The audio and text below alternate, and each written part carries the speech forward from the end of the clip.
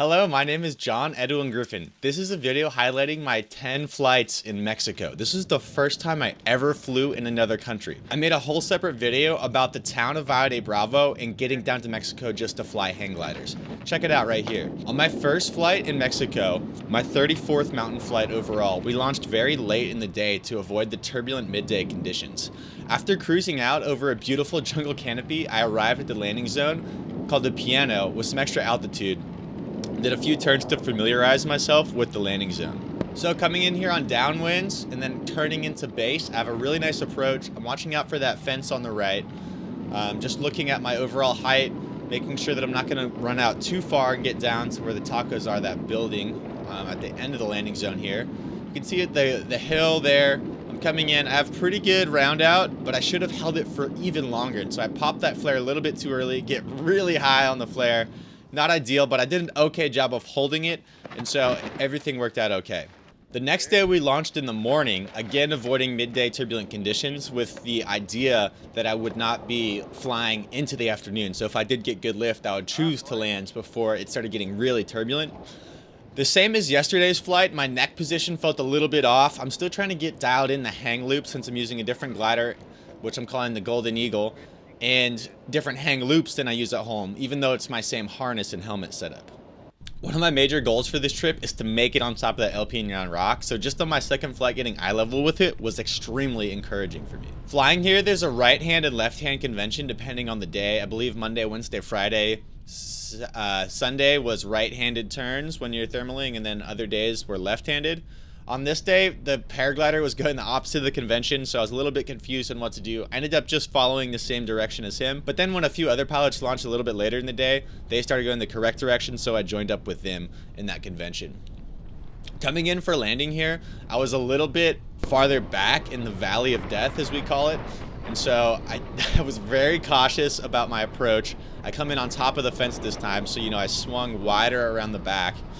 And I just really didn't want to repeat that flare from last time, so a huge focus this time was holding the round out much longer. I really like the double camera. You can just kind of see two angles. I think it's pretty fun. And we just see that really nice long glide out. I start running, but kind of lose a little bit too much lift, and maybe could have popped up the nose a little bit more, but ended up fine. The guys that help pack up the gliders here, these local kids, they're like always competing with each other to get the actual job of packing it up to get that 50 pesos. So I just had them do a little rock, paper, scissors because I didn't want to have to pick a favorite there. All right. Later in the day on February 11th, after the thermic conditions had died out, I run up here for launch and there's a paraglider hanging out doing a little bit of ridge lift. I'm like, okay, it's time to get out there. Let's do it. And that was kind of the theme for this whole flight, was just pretty chill ridge lift. Actually, there was a decent breeze coming up the slope, and so very different flight than the other two flights that I've done, and most of flights that I ended up doing here at Valle de Bravo, just because it was ridge lift, which was really fun, and the lighting was so amazing and dramatic on this flight. I was breathtaking just every time looking over at it. It was fun messing around with the other hang gliders just in the ridge lift. Really enjoyable flight, very chill experience. Really nice to just be able to take everything in super calmly. That's amazing. Wow. Wow. That's so cool looking. Oh my God. That is absolutely beautiful. Check this out. Oh, baby. You notice that I'm wearing sunglasses on this flight. I end up wearing different sunglasses on future flights because these sunglasses just really sucked. Honestly, I was getting a ton of sun coming in the side. And one big thing I wrote down in my flight book afterwards was I need to get a helmet with a visor. So that's definitely on my shopping list after this trip. I didn't get video of the landing, but we do have some sweet shots of doing some, close-ish flybys with Roger, which I thought were really fun.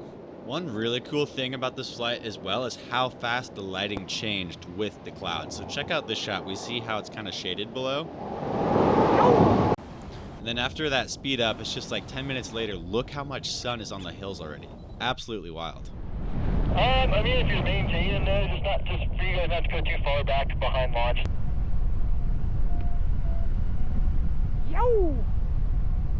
Good shit. The next morning, we wake up, get back up to the launch zone, pack up, get everything situated, and it's about time to take off.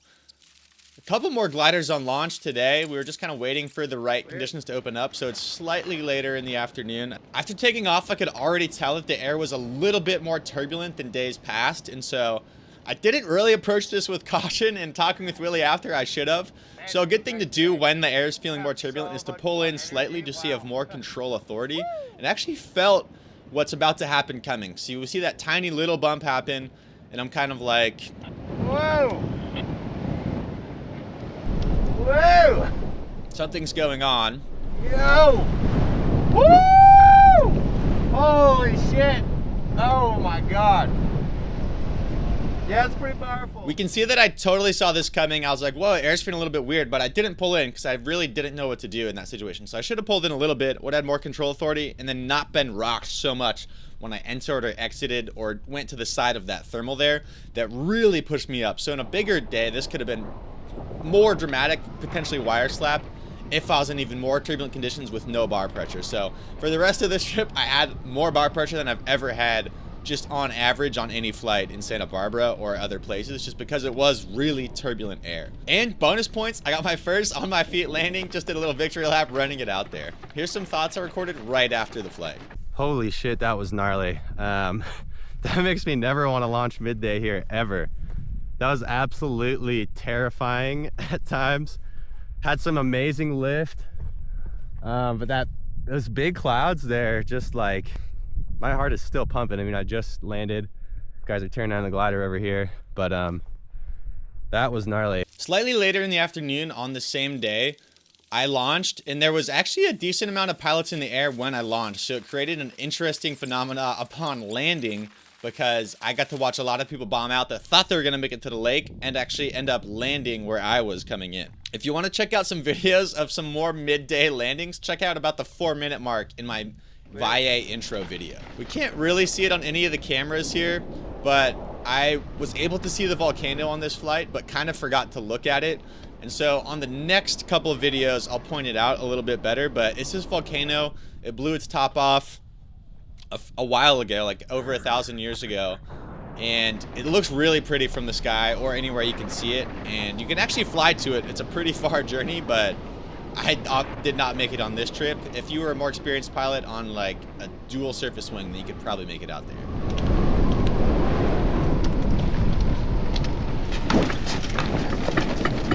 The next day, I woke up, I didn't get a great amount of sleep. I got like 4.5 hours of sleep. It was kind of a rough night. I was kind of getting over a cold this whole trip.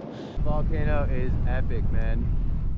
But I finally got to see the volcano. That was really, really cool. So we checked that out here. You can see that blown top. There's actually some clouds forming over it. Again, it gets massive thunderstorms and really good lift on it depending on the weather conditions. So really awesome to see that. I was actually getting pretty good lift on this flight, but due to a radio miscommunication, I thought Willie was talking to me. He was actually talking to Roger, so I deviated from a thermal that I was in.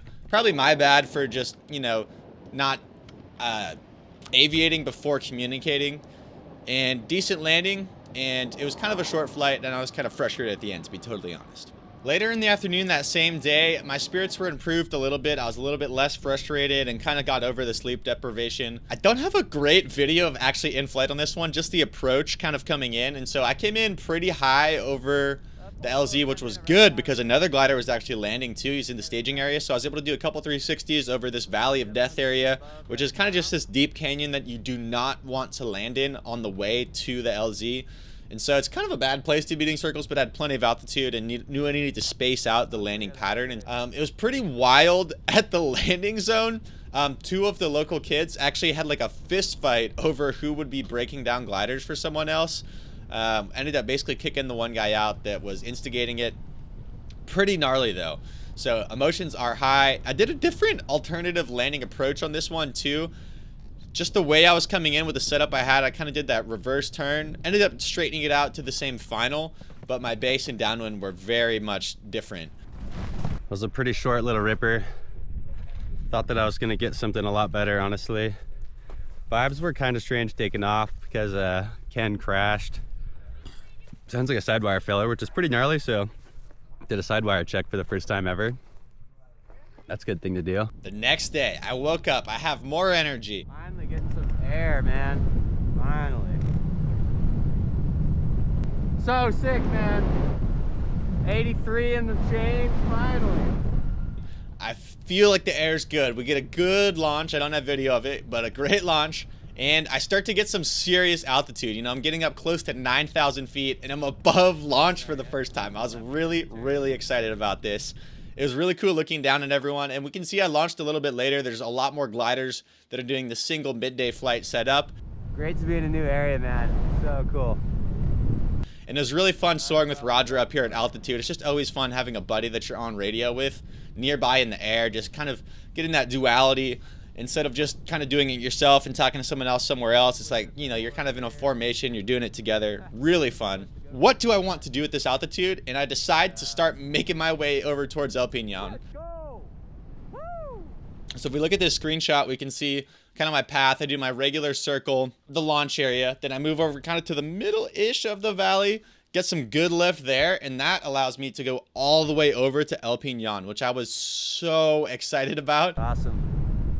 Oh, sick. That GoPro's still going. Let's go. Yeah, this was worth the price of admission for me, honestly. Oh, man. Well, dropped out like crazy, but that was fun.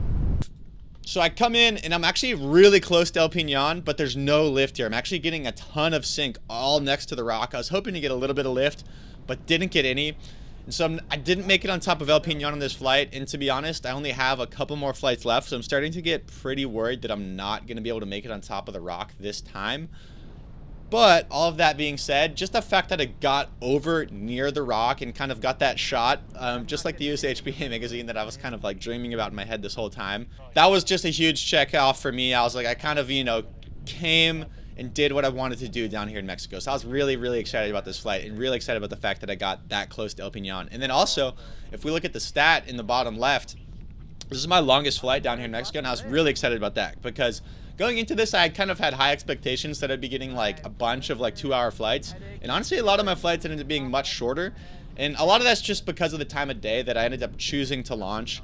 I think probably I could have launched a little bit closer to the midday times. But at the same time, it was good to take it slow, get familiar with the area, get familiar with the higher lifting conditions, while not putting myself at risk for some sketchy landings.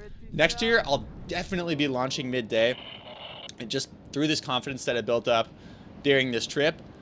And we can see as I leave El Piñon here, I'm coming out, I get a great secondary climb out over kind of like the middle of the valley near the landing zone, and that was epic because I just got this fantastic view of the whole area that I'd never seen before. Got to kind of really take in what's around the landing zone. There's a couple of other little water reservoirs that I hadn't noticed, things like that. And I got to see one of the landing zones farther out, deeper into the valley. This flight was amazing. Coming in for landing, again, pretty crowded pattern. And so Roger just landed and then I'm starting to come in. So I'm definitely sweating it a little bit. I'm a little bit nervous. I'm like, okay, I got to avoid him. Hopefully things end up all right. But I am worried. I'm like, okay, what if he doesn't move in time? Like, what if I somehow catch like a weird pocket of wind and end up, you know, getting pushed into where he is? Like, kind of nerve-wracking. And so we see him actually, it's a pretty close situation here. I come in and it's, you know, if I had somehow gotten to a little bit more lift, I'm kind of heading in his direction. So that was a little bit nerve-wracking, but it worked out. And I was really glad that just everything worked out and it was chill. There's some thoughts I recorded right after the flight. Woo! Finally got in front of El Piñon. Nearly hour 30 flight, really exciting. Feel like I could have launched later and later. I'm happy with it, honestly. It would have been cool to get on top of El Piñon, but just getting over next to it was really cool. I got the perspective I wanted. Nearly got to 9,000, but not quite. Oh well. Man, my right shoulder is killing me. I think I want to go like half an inch shorter, maybe on the hang strap. A couple good times getting near-ish to birds. Really cool being like super high above launch. Fun time. Really good flight. Really good flight. So much later in the day, after that amazing 2+ hour flight that I had, I'm the first one to launch again. There's actually quite a few pilots hanging out on launch right now. And I just decided to get up there. They're kind of waiting for stuff. The conditions are starting to look a little bit funky, but I just get up there and I'm actually getting some pretty sweet ridge lift. And then eventually Roger and Willie launch. And part of like the reason people were hesitant to launch today was there's some pretty gnarly thunderclouds developing. And so people are getting worried about, like, you can see active rain coming down on that really big cloud right there. And so it makes some really cool dynamic lighting conditions, something I hadn't seen really yet on this trip. And it's kind of an example of overdevelopment in here in Valle, and this is why we fly in February, because I guess just it tends to happen a lot more most other months of the year, but in the month of like January, February, March, it's much less likely to happen. And so I just had some great time by myself. We heard a giant lightning, or a giant thunder crack, and so that was a little nerve-wracking. Eventually another glider got up, so I was like, the worry of me being the only one up in the air, like, okay, like I'm not crazy. I believe Willie was on the radio, and he's like, hey, just so you know, like there's like thunder, but up to you, your call if you want to, you know, stay up or not. And just my novice assessment of the situation, I was pretty far away. I'm not too worried about the gust front, and so I just decided to stay up, and I actually ended up having almost another hour flight. And so it was really, really just great to have this happen, because I finally got some flying time, and it's my second to last day of flying. And so I really just wanted to act upon those high expectations for hours of flight and not put myself in risky situations, but also, you know, try to maximize where I could. And so I'm really glad that on the second to last day, I finally got to do all of the things that I wanted to do as far as flight time, touching El Piñon, except for breaking 10,000 feet. That hasn't happened yet, but there's one more day. It was really fun flying with Willie. Hadn't really gotten a chance to fly with him this whole time just because of the timing, how everything had worked out. He was test flying this pretty cool like dark wings glider today, and so I got some nice fun shots of him doing some like low moves around the terrain. We're out here above the Chi-Chis, and I saw him do like a really cool low pass on the takeoff area. That was awesome, and it was just fun. Like it was really cruisy, chill, like gentle, mellow lift conditions because of the shading that we're getting. And this was actually probably one of my most favorite flights because of that chill lift. Got this great shot here of a glider flying out into the clouds.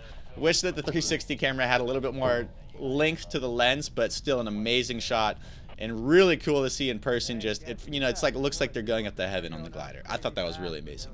I saw this really cool white bird. I don't know if it's a hawk or an eagle. I was looking it up a bunch. I think it might be this one, but I'm not totally sure. If you know what it is, I'm really curious. It was the coolest bird I've ever seen. It looked like an albino, like bald eagle or something. And I'm kind of feeling like a bird too, so I stick out the old arms here, try to flap them a little bit. I come in over landing zone, got plenty of altitude, get to do some nice sweet 360s over the LZ, and do this nice pull-in, get some speed, always fun, and come in for this landing. And of course, I know that the glider factory owner, Rudy, is watching because he flew with me today and landed here. So I'm thinking about that. I'm like, oh, I'm renting his glider. I want to do a nice landing. So what do? I come in, pretty solid round out, good hand movement, but I'm a little bit too slow and land on my belly. Of course, when the owner's watching. Oh well. As we can see, I finally cracked the 10,000 foot mark. It actually happened like almost immediately. I just got into this great climb out just right in front of the launch area and cruised straight up to 10,000 feet. And actually at one point, I'm the highest glider in the sky. This hasn't happened on a time where I've been flying with multiple gliders in Mexico at all. So that was amazing. I just see all these other guys, you know, the legit guys, the competition pilots, they're competing tomorrow, and I'm climbing them. I'm out climbing them. I'm above them, man. And so I'm just feeling really good. I get that 10,000 foot. I'm like, come on. Like, so excited about it. And just taking in these views was crazy because I've never been up here. Holy shit, 9,000. Yeah, buddy. This is what we came for. Holy shit. Ah, I can see the lake. Oh, man. Oh, man. That is awesome. That is awesome.